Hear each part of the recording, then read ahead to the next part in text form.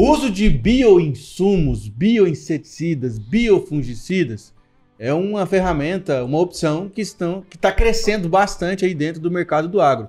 Porque além de baratear os custos para o produtor rural, tem um menor impacto ambiental, tem toda a questão da sustentabilidade e é um assunto que ainda está só começando, viu, Janaína? É isso aí. E fora que está diminuindo a dependência do Brasil na questão de fertilizantes, adubos, produtos de proteção da lavoura de outros países, né? Que a gente tem visto aí, inclusive aqui no podcast Agro 2, a gente falou que guerras têm impactado, o preço tem subido. Então, produzir produtos biológicos, na pesquisa, inclusive, de empresas como a Embrapa, que é do governo, tem sido uma saída muito importante para o produtor rural, né, Pedro? E é isso, mas no final do dia, lá na última linha, será que é lucrativo? Será que compensa? Será que é escalável essa produção? Quais são os cuidados que precisa ter uma biofábrica de insumos dentro da sua fazenda? Dá para comprar de fora? Dá para fazer dentro da fazenda? Enfim, perguntas como essas, hoje nós vamos responder aqui com quem entende do assunto, né? Porque nada melhor do que quem entende bastante sobre esse assunto. E nosso convidado de hoje, ele é engenheiro agrônomo, mestre em fitossanidade e doutor em fitopatologia, pesquisador da Embrapa Arroz e Feijão desde 2001 e professor do programa de pós-graduação da agronomia na UFG, na Federal de Goiás. Diga-se a melhor do mundo, diga-se de passagem. Nós estamos falando dele, Murilo Lobo Júnior. Seja muito bem-vindo, doutor Murilo. Muito obrigado, Pedro. Ter você aqui. Obrigado segunda também. Vez, né? Segunda vez. Mais uma já posso pedir gol no Fantástico, né? Pode. Posso pedir música no Fantástico. Pode demais. O Murilo esteve aqui recentemente, acho que deve ter um ano mais ou menos, né, Murilo? Um pouco mais de um ano. Um pouquinho mais de um ano. A gente estava falando de inteligência artificial. Exato, né? Agricultura de precisão, novidades aí do futuro que está virando realidade já também. Já mudou completamente. Já em um ano a coisa vira muito rápido, né? Que inclusive está ligado com o que a gente vai falar aqui, né? Tem tudo a ver, né? Agricultura de precisão, bioinsumos. Porque se você for falar em produto biológico, a gente estava até conversando nos bastidores aqui, é milimétrico, né? A questão da pesquisa, da quantidade de cepa, que nós vamos entender aqui o que é isso. Mas eu queria conversar com você, começar o que é a gente conceituar um biofungicida, né? Porque às vezes gera uma dúvida. Tá todo mundo falando bioinsumo, biofertilizante. É o mancozeb potencializado? Não tem nada a ver com o mancozeb, não. Mas assim, é uma praia diferente, né? A praia química com a prática, com a praia biológica, né? Faz parte, inclusive, de tudo que a gente está acompanhando, o casamento, né, dessas duas, quando você tem assim, uma compatibilidade boa entre dois mundos, mas que podem um cooperar com o outro. Então, os biofungicidas, eles têm uma origem, natureza como ingrediente ativo, os micro-organismos que são benéficos para a gente, né? Que podem ser, na sua grande maioria, fungos, bactérias, e tem aí algumas décadas de pesquisa já no mundo todo, que começou lá atrás, né, com coisas bem básicas, você começar a fazer coleções, você estudar isso em bancária, em prateleira, mas hoje, eu acho assim, o momento que a gente está vivendo aqui no Brasil é uma coisa incrível, porque é o país mais avançado do mundo. A gente tem orgulho de falar isso, né? É um país mais avançado em muitas coisas, inclusive em toda essa praia de tanto os inseticidas microbianos para controle das pragas, como também os produtos para controle de fungos e nematóides também. Então, é uma realidade que é fruto, né, de muitas mãos que têm trabalhado juntas aí em várias praias, mas que tornou isso o quê? Uma ferramenta que é viável para o produtor, para o colega agrônomo, para assistência técnica utilizar, e mudar muito o panorama, porque eu acho que a gente já chegou num ponto também, o país ele pode ser perfeito para você pensar na pesquisa para produtos biológicos, mas ele também é um país perfeito para você gerar pragas, né, para gerar doenças, né, muito complicadas de você fazer manejo, e é essa demanda que acelerou, né, o desenvolvimento dos novos produtos biológicos, e é uma realidade hoje, né? Eu acho que em muitas regiões isso já está consolidado como uma ferramenta com que o produtor não consegue mais viver sem, né? O colega consultor não consegue mais viver sem, mas com certeza a gente também entende que tem, a gente chama de ilhas do conhecimento aqui no país. Tem lugares onde isso é uma grande novidade, onde o produtor ouviu falar, ele vai pegando qualquer coisa que vai aparecendo, acreditando em muitas promessas, e a gente sabe que tem produtos então de alta qualidade. A Embrapa tem agora a colaboração dela, começando a colocar coisas novas do mercado com seus parceiros, então tem tudo assim para continuar fazendo a diferença, né? Acho que o futuro ele tende a ser com os dois pés no chão, né, mas olhando para frente e para o alto, ele tende a ser muito mais palpável para a gente e promissor no sentido que você consegue controlar melhor doenças, no meu caso, que eu sou fitopatologista, de manejo muito difícil por outras práticas, e que você consegue, então, agora ter outros patamares de sucesso. Perfeito. Professor, aí pegando lá voltando, né, na história aí do mundo, da vida, da Terra em si, o reino fungi, né, que são os fungos e depois as bactérias, são os seres que habitam a Terra em maior quantidade, né? São os que dominam o planeta, né? Exato, né? Desde o começo, e a vida só é viável por causa deles, né? Exato, e hoje a gente tem estudos super refinados também de microbioma, fazendo com que a gente consiga entender até muito melhor do que era também há 10 anos atrás, dando nomes, inclusive. A gente já sabe que assim, 1 grama de solo você tem lá milhões, né, de bactérias ou de fungos, agora você consegue, por métodos aí de análise mais refinadas de DNA, dar nome para eles, né? Saber, inclusive, que tem muita coisa no Brasil que nem nome tem, que a gente tem muita coisa para explorar ainda, mas a partir dali você tem já conhecido os principais bioagentes que você tem, então, mais facilidade para pesquisar e maior probabilidade de você encontrar coisas novas. Alguns gêneros de bactérias, como os bacilos, que são super famosos. Principalmente o gigiense, né? Exato, né? Vários bacilos, né? Tipo bacilos subtilis, bacilos liquefacens, os tricodermas, né? Que são os fungos como biofungicidas mais entendidos, mais estudados e mais utilizados no mundo inteiro. São mais de 200 espécies, pelo menos, que a gente conhece de tricoderma, mas tem 2 que são principais. Por ter aí um arsenal lá de genes, né, ou de enzimas que têm propriedade antimicrobiana, eles são os mais estudados e são os mais utilizados. E é onde a gente chegou basicamente com o nosso produto também. E como é que foi essa ideia dessa pesquisa, né? Porque para você produzir um produto e lançar pela Embrapa, são anos, né? Quando o produtor já vê lá no site da Embrapa, foi lançado. Para ter a segurança, né? Para ter a segurança, foram anos. Como que vocês começaram a ideia dessa pesquisa, de como que surgiu, achou a empresa parceira, enfim? Entendi. Bom falar de história um pouquinho também, né? Mas assim, eu estou na Embrapa tem 22 anos, né? Eu sempre trabalhei com a parte de manejo de doenças, principalmente doenças de solo, né? O mofo branco, as podridões de raiz, que não são problemas do feijão, que é mais ou menos o tema do centro que a gente está aqui, Centro de Arroz e Feijão da Embrapa, mas que são problemas do sistema de produção como um todo. Então, eu falei em demanda ainda há pouquinho, essa demanda ela inclui, para você ter soluções novas e biológicas de preferência, porque você tem limitações do próprio controle químico, que aí é universalmente utilizado, mas para atuar no solo, onde estão lá os fungos que causam doenças em raízes, onde estão os nematóides também. E para esses fungos e nematóides que são muito versáteis em termos assim, de sobrevivência por longo período, de muitas toxinas, de atacar uma ampla gama de hospedeiros também, é muito difícil também você embutir ali resistência genética.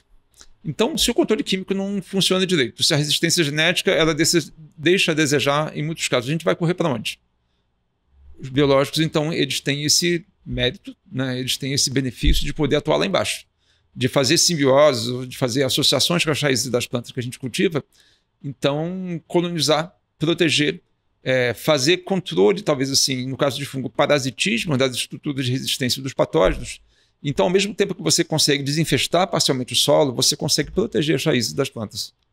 E isso, então, te dá um ganho muito bom em termos de proteção, porque dentro de uma estratégia de manejo integrado, você está complementando gaps, né, ou falhas, onde você teria assim, outros métodos que todo mundo usa para muitos fins, mas que não atuam necessariamente bem no solo.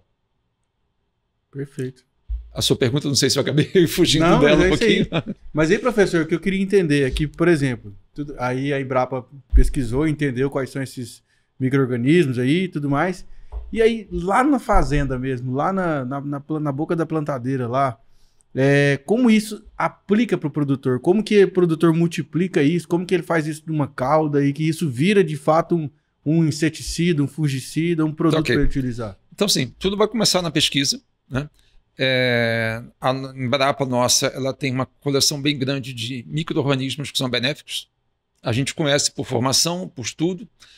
Quais são os principais? No caso, vamos dizer de novo, os tricodermas e os bacilos para controle de doenças. Então, você tem protocolos de laboratório que começa a testar, por exemplo, a nossa coleção de tricoderma ela tem mais de 500 cepas. Você começa a separar. Ele é um bom parasita de estrutura de resistência, ele consegue esporular de uma forma que atenda a demanda da indústria para fazer escalonamento da produção e virar uma coisa viável economicamente para o parceiro também. Então você começa a ver, assim, caracterizar melhor esse processo, né? Desses mais de 500. A gente chegou à conclusão que para controlar doenças importantes, né, para a gente, como o caso do mofo branco, uns 85% não tem efeito nenhum, tem outras funções. Então você faz assim um grande funil, né? Começa a partir de uma base genética grande, larga das coletas que a gente faz, e começa a funilar, funilar, funilar. Aqueles que vão melhores, eles vão lá para testes em vasos e depois para testes em campo. Então você valida, igual você valida qualquer outro tipo de produto para controle de doenças, né? Experimental. Teste de praticabilidade e eficácia agronômica. Então, assim, a gente já tinha feito esses testes em campo, já sabia que um conjunto de cepas era muito bom, que a gente chama de cepas elite dentro do laboratório.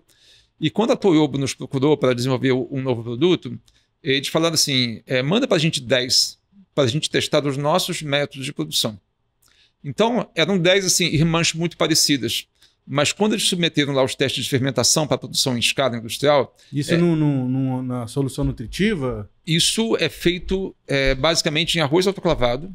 É um substrato mais ou menos universal para você produzir esporo de fungo em altíssimo volume e de alta qualidade também de atividade biológica. Faz uma massa daquele arroz. Exato, ali. Né? Ele coloniza. Ele lembra assim, quando está fazendo um mofo, né, em cima da comida que a gente esquece no fogão, é a mesma coisa, só que é um mofo do bem. Tá? Então, o que acontece? Essa cepa nossa 29600, BRM 29600, ela produziu muito mais dentro da condição da empresa do que no nosso laboratório.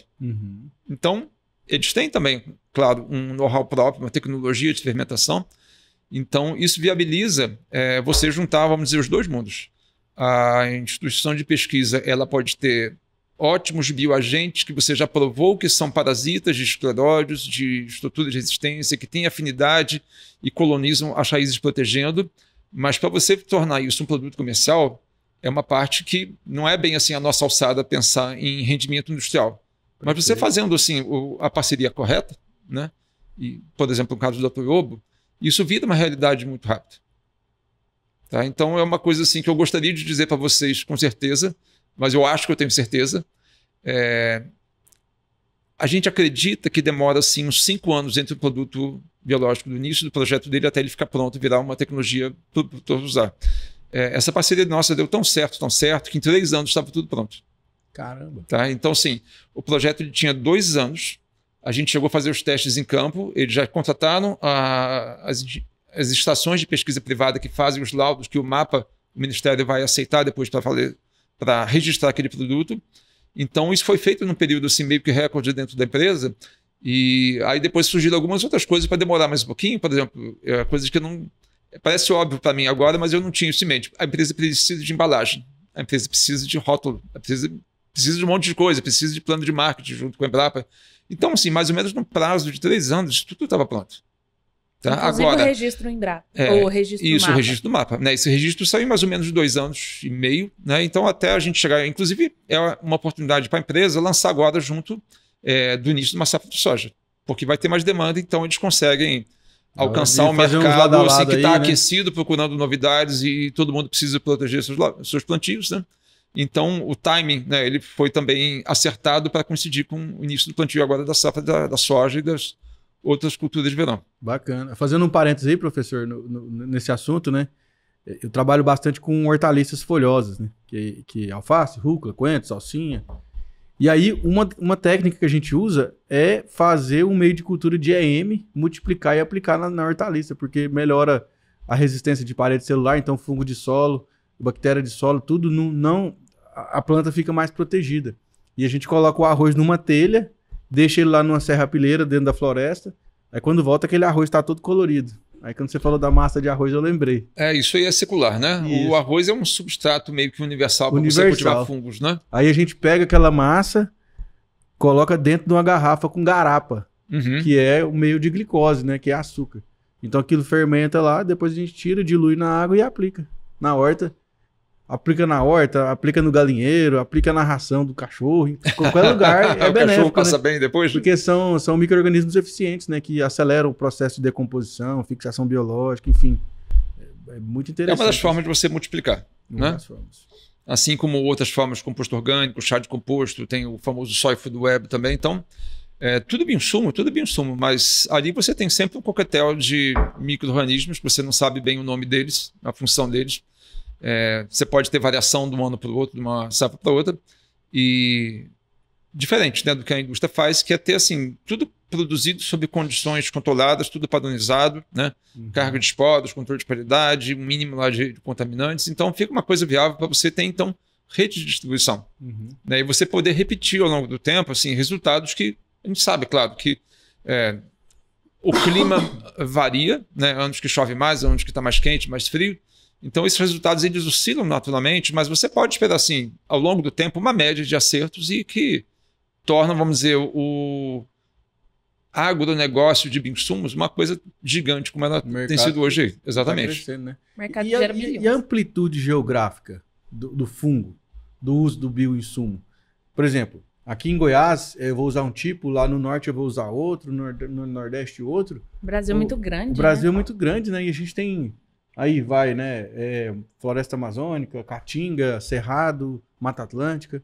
Esses biomas impactam também ou não? Impacta o bioma, impacta a cultura, impacta a tecnologia que está sendo utilizada. Então, vamos por partes, né?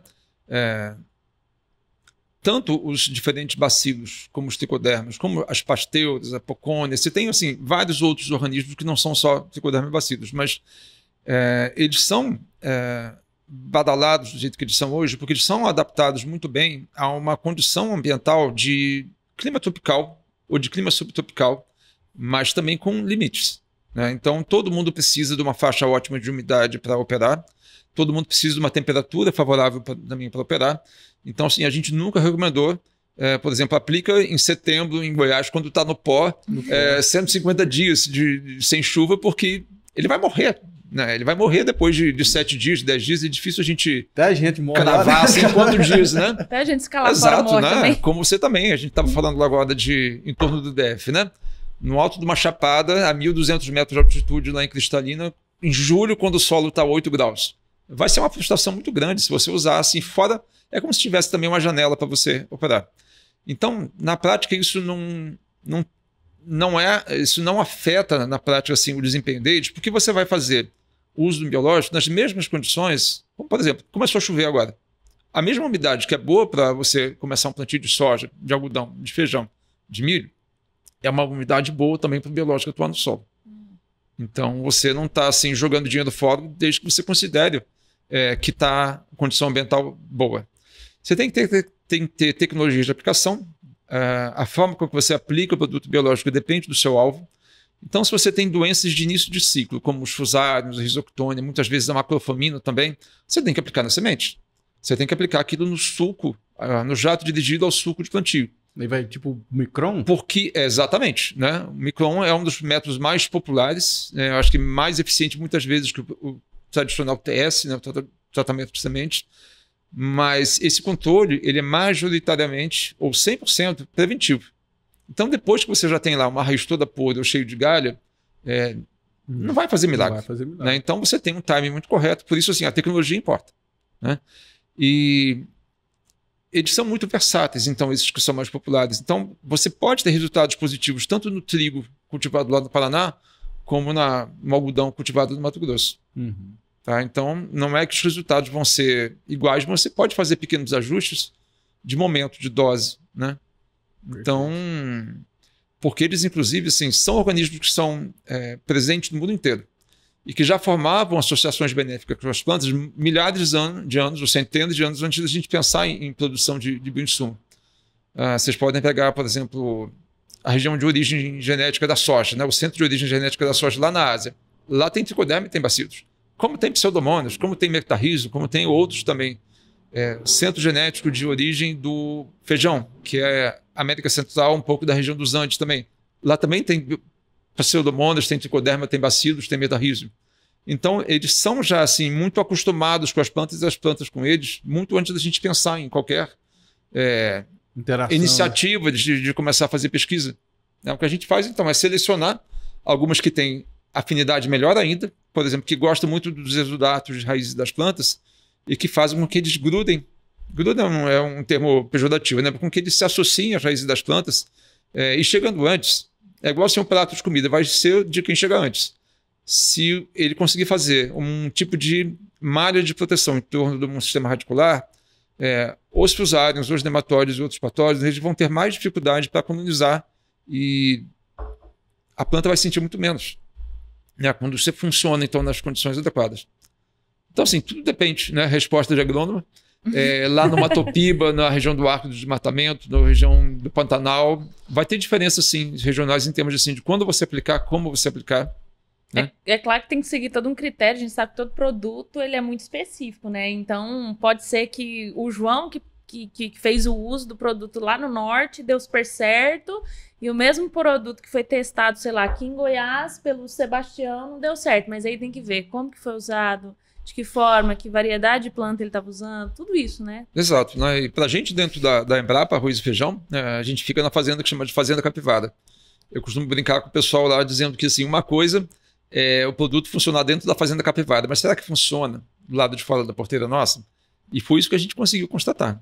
Né? A Toyobo contratou empresas de registro na região de Ponta Grossa, no Paraná, e na região de Londrina, no Paraná. Então, assim, bem longe, né, de Santo Antônio, aqui do nosso lado, e performou bem, controlou bem os patógenos, né, teve resultado muito bom em comparação à testemunha comercial que sempre é utilizado nesse tipo de teste. Então, os acertos a gente vai validando, e conforme você vai validando, ele vai subindo aí em escala de maturidade tecnológica, né, como a gente gosta de falar também, e hoje virou uma realidade. Né? A gente fechou um círculo virtuoso, e esse produto chamado de Biotrix, né, ele está aí à disposição, né, e com tudo para colaborar, né, no manejo mais acertado de doenças complicadas para a gente. Só para a gente conceituar, esse produto Biotrix, que é um biofungicida, que é o que a gente está falando aqui, o produtor, de forma prática, assim, porque a gente sabe que nem todo mundo conhece termos técnicos, como que ele chega para agir na planta e em que culturas, né? Porque às vezes a gente, quem está nos vendo, nos ouvindo aí, são produtores de diversas culturas do Brasil, inclusive até pastagens, né? Tem pecuaristas nos vendo, nos ouvindo.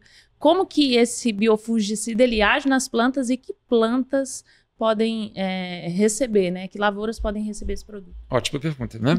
Então, vamos dizer, ele tem uma capacidade muito grande de parasitar a estrutura de resistência de fungo. Então, a estrutura do escleróide, do mofo branco, da risoctônia, da macrofamina, são os 3 alvos para os quais ele já está registrado. E eu acho que em 2013 ou 2014, a legislação mudou para os biológicos, ela passou a ser... Você passou a registrar, mais ou menos uns 10, 11 anos atrás, o produto por alvo e não por cultura. Então, pega novamente o caso do mofo branco. Né? A esclerotínia, ela tem mais de 400 plantas hospedeiras. Tudo que tem folha larga, que você conseguir imaginar, inclusive planta daninha, é um hospedeiro conhecido, ele tem tudo para ser da esclerotínia. Você pode utilizar um produto que tem registro para esse patógeno em qualquer cultura. Então, por exemplo, hortaliças, né, sofrem também. Né, o tomate para processamento, que é importante aqui no estado, que já é uma hortaliça de escala industrial, né, ele é uma cultura hospedeira, né, do mofo branco, da esclerotínia, e pode ser muito beneficiado. Assim como qualquer outra cultura também, que mesmo em canteiros, em área de pequeno produtor, todas elas você pode utilizar, porque o registro é para esse fim e é válido, né, para você controlar doenças em qualquer cultura. Então, grãos, fibras... Exatamente, né? Uma gama gigantesca. Conforme a gente começou a divulgar, inclusive, o lançamento do produto, eu recebi mensagem de colegas, por exemplo, que trabalham com gergelim. Eu nunca trabalhei com gergelim da vida, mas ele é atacado pela macrofamina faseolina, que é um dos patógenos alvo e para qual o Biotrix tem registro. Então, falei, vamos testar, vamos funcionar nessa condição. Assim como colegas que trabalham com amendoim também no interior de São Paulo, falaram, olha, eu preciso testar isso aqui. Então, ótimo, né? O amendoim sofre e as culturas que a gente chama de minor crops, né, ou que não são tão grandes ou tão visíveis, né, como soja, milho e algodão, elas têm uma carência muito grande de informações. E, então, é uma forma da gente colaborar também com esses colegas. Né? Imagina você melhorar, reduzir perda na produtividade de amendoim, que tem as mesmas doenças, né, da soja, do algodão, do feijão, várias que são em comum, e porque o produto simplesmente controla. Né? Então é esse panorama que a gente tem agora, para comprovar em mais situações diferentes o alcance dos benefícios, né, desse tricoderma rasiano, da cepa BRM 29600, e todo mundo ganha. né, com uma novidade e com um produto que funciona. E como fazer a aplicação, né? Porque às vezes, dependendo da cultura, vai depender tava também, né? pulando essa parte, né? Então, assim, o tratamento de sementes é a forma mais básica, é a forma mais econômica, é onde você tem muito custo-benefício muito bom, né? É uma forma de você proteger a semente e as raízes primárias logo depois da emergência, importante para você fazer formação de stand. Então, você formula o produto, ele está disponível para uso, e no rótulo dele vai falar ali que a dose para você utilizar no tratamento de semente é 100 gramas por semente. Ele é uma formulação em pó, 100 gramas de produto para 100 quilos de semente. Parece muito pouco, né? Agora, a formulação dele, ele tem uma carga absurda de conídeos viáveis, que é 10 elevado a 10ª conídeos, né, o esporo assexuado do tricoderma, por grama de produto. Então, ganhos tecnológicos também da produção por parte da empresa, mas você usa 100 gramas de produto para 100 kg de semente. É importante você fazer testes de compatibilidade, né? A gente tem muitas possibilidades de ver assim, se o biológico é compatível com o químico, mas você sempre trata o biológico por último. Ele é perfeitamente compatível com os bradyrhizóbios, né, com os inoculantes. Então, tem um ganho ali com certeza. Se você fizer aplicação no jato dirigido ao suco de plantio, você está dispensando naquele suco talvez ali uns 6, 7 vezes mais volume do que se estivesse fazendo só tratamento de sementes. Então, é muito válido, porque você pega, vamos dizer, uma superfície de contato do produto maior do que quando você só tem a semente. Então, ele se espalha mais, de uma forma mais eficiente, em torno da raiz, das raízes primárias e da semente, e a gente percebe que fica melhor. O tratamento de semente funciona, mas eu acho que fica um pouco melhor se você fizer também a aplicação por um micron ou outro equipamento que faça o mesmo serviço. Então, isso a gente pode pensar para a doença de início de ciclo. Para o mofo branco, que é uma doença que vai acontecer lá junto do florescimento. A partir do florescimento, que é a época crítica para você ter a doença se manifestando. Ou em outros casos, talvez pensando ali na região mais centro-norte do Mato Grosso, Rondônia, Tocantins, onde a mela, né, que é uma doença super agressiva também, mas é causada por uma Rhizoctone solane, ela é muito típica também de quando você começa a ver fechamento entre fileiras. Então você aplica tanto por causa do mofo como para a mela via barra. Porque não adianta você esperar que qualquer biológico, ele vai, a partir do tratamento da semente, ele vai alastrar no solo como se fosse assim uma malha, uma teia de aranha. Isso não vai acontecer. Ele fica muito restrito e protegendo, sim, a planta junto do seu sistema radicular. Mas a entrelinha, ela não é atingida necessariamente por um produto que você tratou uma semente pequena lá no início do ciclo. Então, o mais eficaz para doenças que não dependem dessa associação tão próxima da planta é você fazer aplicação via barra, sempre preventiva. E como você tem, então, um tempo para o produto ser aplicado, chegar no solo, colonizar a superfície da estrutura de resistência, parasitar e matar, isso tem que ser feito também com uma antecedência, né? A gente comentou mais cedo, tipo assim, isso não é um produto de controle curativo, é um controle preventivo. Então, você consegue, né, em casos onde o ambiente está bom, a cultura está boa, matar em curto prazo, com uma ou duas aplicações, até uns 60%, 70% do inóculo que está no solo, de fungos complicados. Sobra muito, mas aí por isso você está numa estratégia de manejo integrado. Né? Você tem que pensar, por exemplo, no caso do mofo, complementa com a cultura química, né? Junto da época ali do florescimento, do início do florescimento da cultura, ele vai ter uma carga de esporos menor da esclerotine para controlar no ar, então, ele é um caso assim, de sinergismo muito bom, inclusive. Mas frisando, então, você aplica para essas doenças mais complicadas a partir da época do florescimento, uns 15, 20 dias antes, via barra. A dose do Biotrix para mofo, no caso, ela é de 100 a 400 gramas por hectare e funciona super bem. E professor, tem algum levantamento de qual que é o custo por hectare? Esse custo, quem vai te falar melhor vai ser o pessoal da Toyobo, que é quem está fazendo a comercialização, tá? Mas, assim, com certeza é um custo-benefício bom. O custo atual do produto, como está sendo a forma de distribuição, a gente... Vocês divulgam, por favor, aí, o contato deles. Tá? E são as melhores pessoas para fazer isso, que eu também não sei se vai ter alguma variação de estado para estado, de região para região. E também imagino que na aplicação na cauda não possa misturar com nenhum produto, né? Porque como é biológico, o recomendado né? Nenhum produto biológico de nenhuma empresa você deveria colocar com fungicida. Tá? Eu acho que é extremamente complicado, você pode perder a viabilidade de conídeo muito rápido. Exatamente, porque a gente conhece os produtos sintéticos mais utilizados, muitas vezes são uma mistura de 2 ingredientes ativos, 3 ingredientes ativos, E mistura para quê? Né? Para você ter um leque mais amplo possível, para controlar assim, uns 60 gêneros de fungo diferentes. A gente não pode deixar que mate os fungos benéficos também. Né? Então, assim, com pequenos cuidados, você consegue sim, né, ter uma relação custo-benefício, ganho de produtividade, redução da infestação do solo, redução da severidade das doenças, e isso é o que está fazendo diferença em termos de adoção, né, de crescimento do mercado de biológicos no país, que cresce pelo menos ali uns 15% ao ano.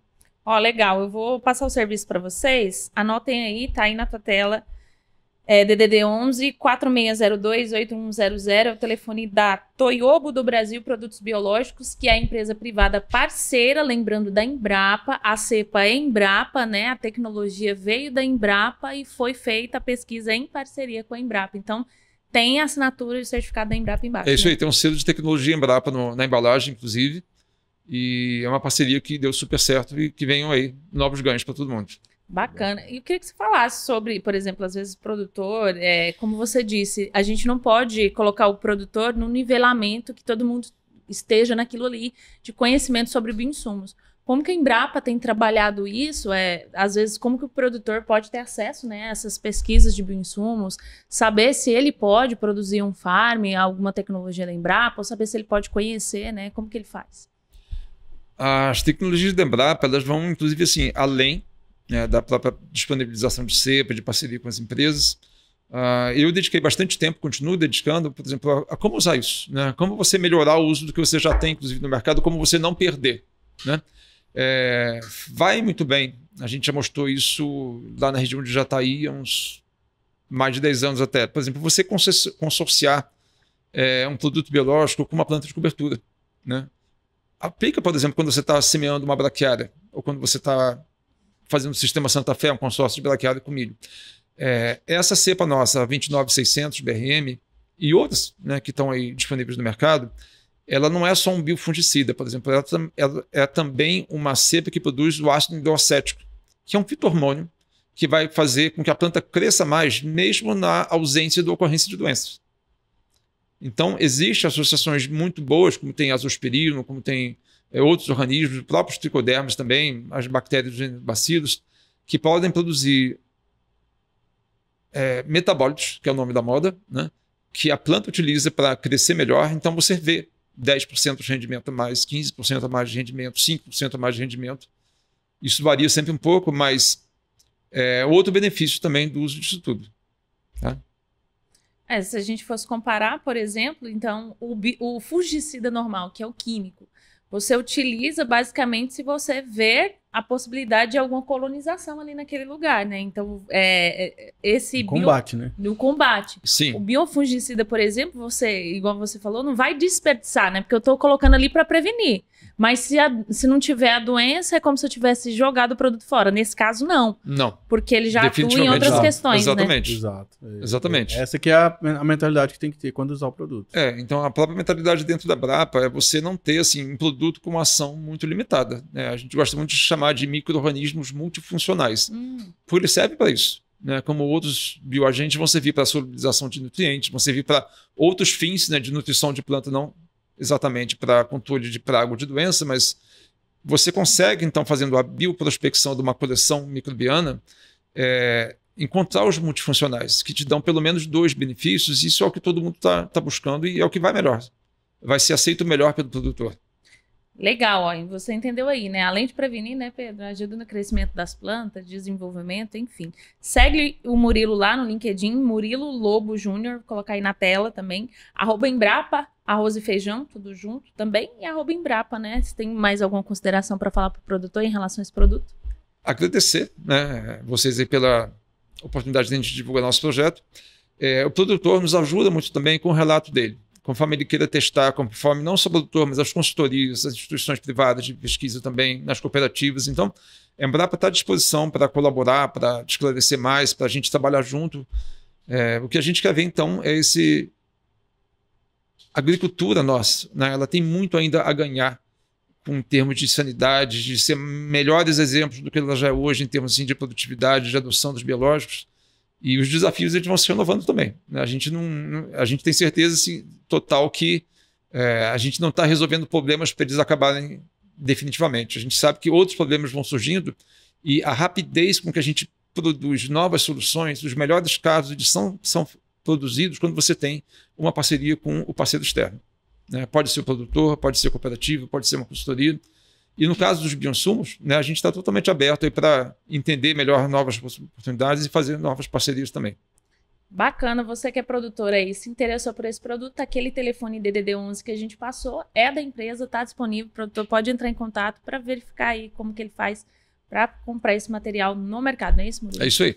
Espero que vocês tenham gostado. Tem aquele amigo seu que está em dúvida aí, né, Pedro, que produto utilizar nesta safra, esse biofungicida pode ajudar o seu cliente aí, produtor rural, você que é profissional do agro, manda esse episódio para ele. Espero que você tenha gostado. Vai também no nosso site, nosso portal de notícias, agro2.com.br.